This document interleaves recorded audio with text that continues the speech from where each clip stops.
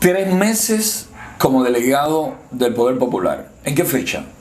De enero a marzo de 2010, es decir, completé el mes de marzo y fue un tiempo de un proceso especial que se hizo. Yo había sido ya candidato a delegado en el proceso ordinario y obtuve el 33% de los votos, pero luego en el proceso especial obtuve el 67% y resulté electo delegado a la Asamblea Municipal. El proceso especial porque el delegado anterior no pudo continuar ejerciendo sus funciones. No pudo continuar porque había salido del país a lo que ellos llaman las misiones de salud pública, un chofer. Un chofer de salud pública. ¿Hacia dónde salió? Hacia Venezuela. Hacia Venezuela. ¿Por qué solo 3 meses estuviste como delegado? Bueno, en primer lugar porque cuando comienzo ya a ejercer como delegado, pues hago un balance en la comunidad, un diagnóstico y comienzo a recorrer la misma. Me doy cuenta de que hay salideros de agua en las calles y había varios electores afectados. Yo me dedico a levantar, a hacer el informe y a presentárselo al secretario de la Asamblea. Y me dice que cuando revisa que por qué ese planteamiento lleva mi nombre, que soy el delegado, que yo respondo al gobierno. Y le dije que en primer lugar tenía mi derecho a poderlo expresar porque además de ser delegado, yo soy un elector y tengo todos los derechos por la Constitución. En mi caso coincidía de que siendo elector era el delegado, pero me dice él que yo, vuelve y me repite que yo respondo al gobierno. Le dije que no, que en primer lugar yo respondo a aquellos que me eligieron en mi comunidad y después es que tengo derecho a formar parte de la Asamblea Municipal. Entonces después que respondo al gobierno, pero para mí primero estaban mis electores. Esa fue la primera contradicción. ¿Cómo se nombra el presidente de la Asamblea? Hugo Escalona. ¿Sigue en función? En estos momentos sigue en funciones, allí en el gobierno en Guibara. Es decir, que según él, como delegado, sirves a las estructuras de poder y no al pueblo, no a los electores, no a quienes te eligieron, no a quienes te necesitan. Exactamente, pero tuvo que aceptar el hecho de lo que yo le había planteado. Yo soy un elector más y tengo derecho aunque yo sea el delegado. Pero en primer lugar soy un elector y gracias a eso pude ser electo delegado. Te diría, de ahí, de ese tipo de mentalidad que es la que tenemos, ¿no?, a lo largo y ancho de la nación, es de donde se desprende la triste realidad de que los delegados del Poder Popular en teoría representan al pueblo y en la práctica solo sirven para, haciendo la voluntad del gobierno, tratar de dar respuesta casi siempre insatisfactoria a la población sobre las demandas, los problemas que tienen las comunidades en Cuba. Exactamente, muy manipulado. Y a tal punto llega la manipulación que en Cuba está prohibida la campaña electoral, el llamado proselitismo.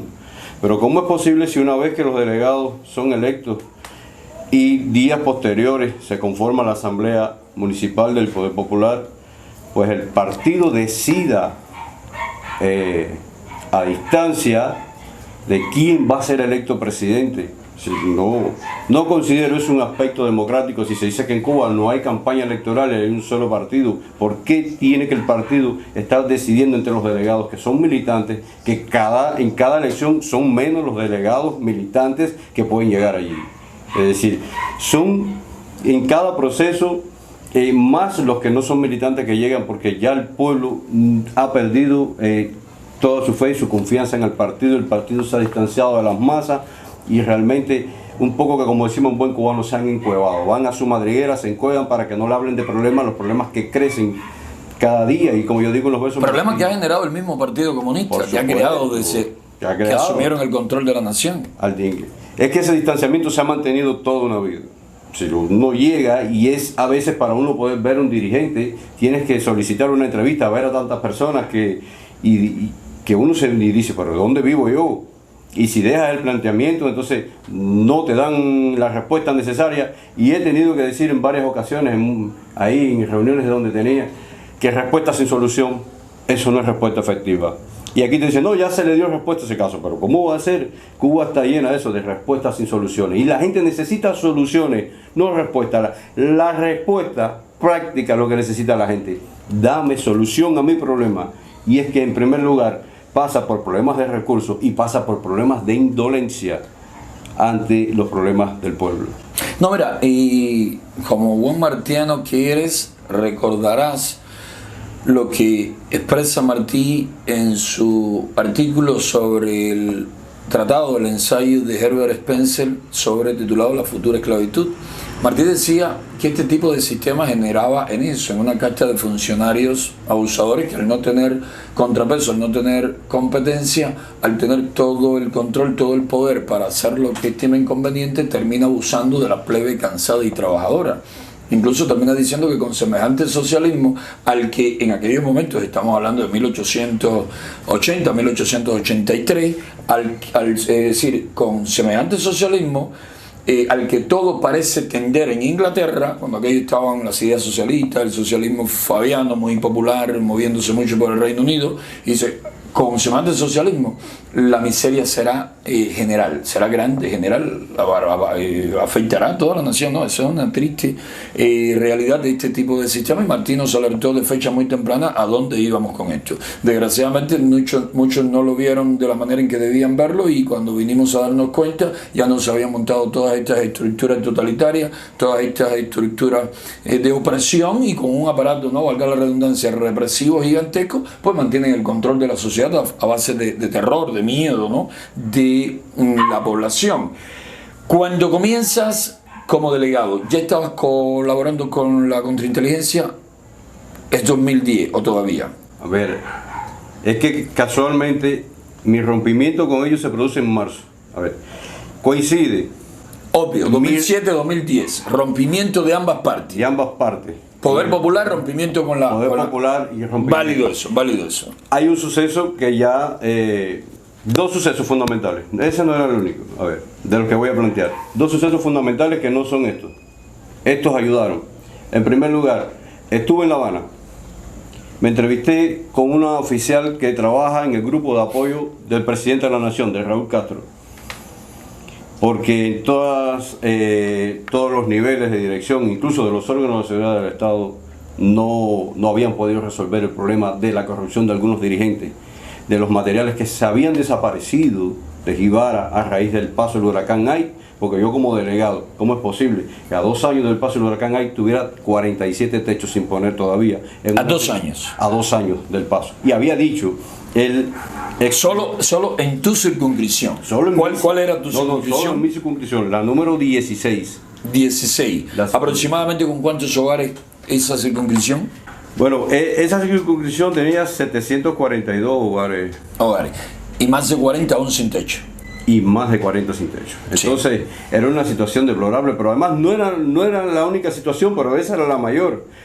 Continuaban las lluvias año tras año y esas personas pues estaban mojadas y había que ver la situación deplorable que tenían con nylon, con aquellas divisiones internas, donde la situación es muy difícil de esa comunidad, y considerada incluso en el argot de ellos como del mapa político por los problemas que ha tenido, incluso de que no iban a votar, personas que anulaban sus boletas, que las rayaban y había que anulárselas, personas que ya no confían aquí en el régimen porque no se sienten representados por nadie.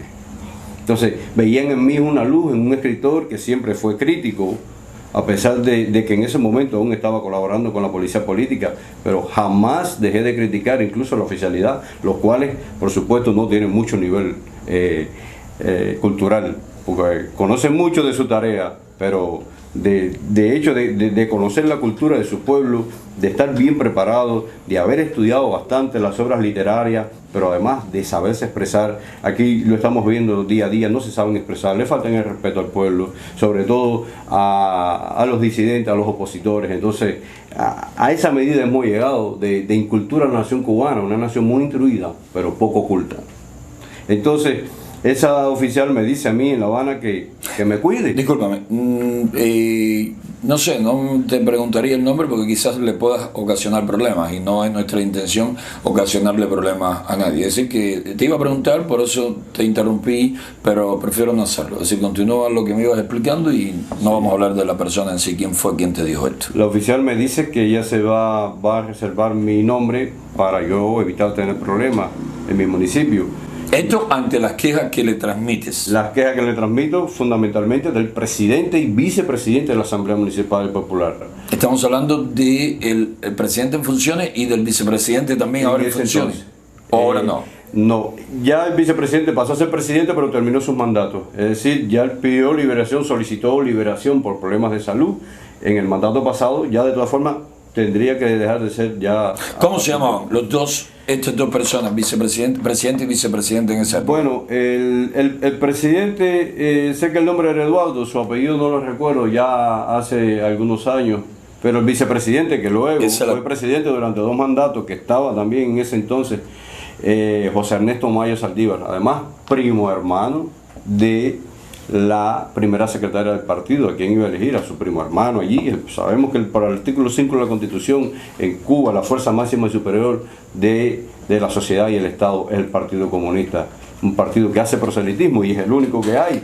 No sé, no entiendo eso, pero bueno, ellos saben lo que hacen en su rejuego político y nosotros como cubanos tendremos que también despertar y saber qué vamos a hacer en un futuro para que el pueblo de verdad quede bien representado. El otro aspecto fundamental es cuando el Festival de Cine Pobre, que era algo en un pueblo tan deprimido económicamente... Discúlpame.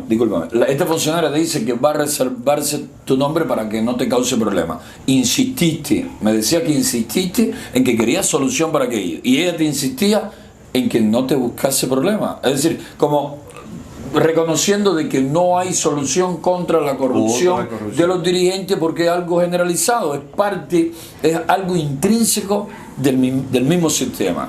Ella siempre me dijo que me cuidara. Entonces yo decía, ¿cómo si yo no soy el corrupto, soy yo el que me tengo que cuidar? Pero además hay algo que yo entendía respecto a su posición, pero no comprendía, y es que la policía política siempre ha tenido como eslogan, como cliché, que el enemigo lo que quiere es el descrédito de nuestros dirigentes. Y yo le decía, pero si están desacreditados a sí mismos, no tiene que venir nadie a desacreditarlos. Son unos corruptos naturales, no tiene que venir nadie de ningún país, ni de aquí de la nación. Si ellos mismos están desacreditados, el pueblo los está viendo ahí. Entonces, pero la función de ellos, de la policía política, es mantener a los dirigentes incautos y que nadie pueda hablar de ellos. Pero si ellos mismos no se han preocupado por realmente... porque el pueblo los respete. Entonces el pueblo habla de ellos constantemente porque sabe lo que está haciendo. El pueblo los mira, los ve, aunque ellos vayan a su cueva y no quieran atender apenas a la población, pero el pueblo sabe cómo ellos sacan sus cosas, cómo es que ellos viven bien, cómo es que ellos pueden acomodarse. Y el pueblo entonces pasando trabajo. Entonces eso de igualdad. La propia Dilma Rousseff dijo que los bloqueos nunca afectan a los gobiernos, sino a los pueblos. Y entonces una persona que es de izquierda, una presidenta de un país que es de izquierda, y entonces diciendo efectivamente jamás los dirigentes en Cuba han pasado trabajo. Somos los del pueblo, lo que lo pagamos todo. Liborio, como decimos aquí, Liborio de los Dolores. El pueblo es el que lo paga todo. Sí, el problema, lo que ocurrió luego con el Festival de Cine Pobre. El Festival de Cine Pobre se había convertido en un espacio crítico importante. Y Humberto Solá, su fundador, ya había fallecido hacía 2 años, pocos días después del paso del huracán ahí, cuyo ojo pues afectó también allí directamente a Jibara. Y como pueblo no podíamos permitir que por el hecho de que se hubiera convertido en un espacio crítico pudieran quitarle un festival de pueblo considerado en el mundo de los mejores en el sentido de que el pueblo se suma a las calles. Y si hay algo que le encantaba a los cineastas en Jibara es poder compartir con el pueblo. En la mayoría de los festivales del mundo, pues todo se da a nivel de salas, salones o cines. Y simplemente en Jibara es un festival del pueblo que además de ir a las instalaciones donde se proyectan los materiales y los filmes, pues también ellos salían a caminar Jibara y a conversar con el pueblo y a compartir. Eso es algo, además el sentido de pertenencia de Jibara es muy profundo, lo que hizo como tal que Humberto Solá decidiera pues fijar allí la sede del Festival de Cine Pobre, además por haberse filmado allí la tercera parte de la película Lucía, una película antológica considerada de la filmografía cubana. Pues luego entonces nos sumamos y me tocó a mí, incluso como intelectual, asumir la responsabilidad de dar la primera firma para eso y además de dirigir esa recogida de firmas, y fue una de las cosas que ha mantenido hasta hoy el Festival de Cine Pobre, cómo el pueblo de Jibara pudo sumarse a esa decisión gubernamental de eliminar un evento importante que ya no solo era de los artistas, era del pueblo jibareño también, y que como no del pueblo cubano que muy bien veía un espacio y entre los artistas para poder promover la obra que se hace, porque cada día pues Cuba tiene menos posibilidad de uno promover la obra y tenemos entonces que utilizar elementos alternativos. Hablan de la alternativa de los movimientos sociales. En Cuba tenemos que crear mucha alternativa. Todos los medios son de un solo dueño. Del gobierno cubano, los artistas, los intelectuales no tenemos cómo expresarnos, pues tendremos que buscar entonces las alternativas, y es lo que hemos hecho hasta hoy y es lo que seguiremos haciendo, de publicar en internet en la medida que podamos. No tenemos casi internet en Cuba todavía, entonces es algo contradictorio todavía en pleno siglo XXI. ¿Cómo es posible que este país esté todavía a tantos años de diferencia de lo que es el desarrollo? Un país que nos han cercado por completo y que no nos habían permitido comunicarnos con el mundo. Luego eso me lleva a grandes contradicciones. El presidente de la Asamblea del Poder Popular pues trata de organizar un proceso revocatorio en mi contra, y yo trato de organizarle un proceso en su contra como delegado, porque también era mi derecho, y me documenté muy bien. Varios de los delegados que me iban a apoyar pues fueron presionados, y al quedarme solo pues decidí que lo mejor que hacía era retirarme, porque ellos tarde o temprano iban a manipular a la Asamblea y me iban a expulsar, y preferí entonces retirarme y comenzar mi lucha como intelectual. A partir de ahí ya tuve mi visión y comencé en la iglesia, y que eso daría paso a mis caminos en todo lo relacionado a la vida cristiana y a estar más cerca del Señor cada día, que es estar cerca del pueblo, cerca del prójimo.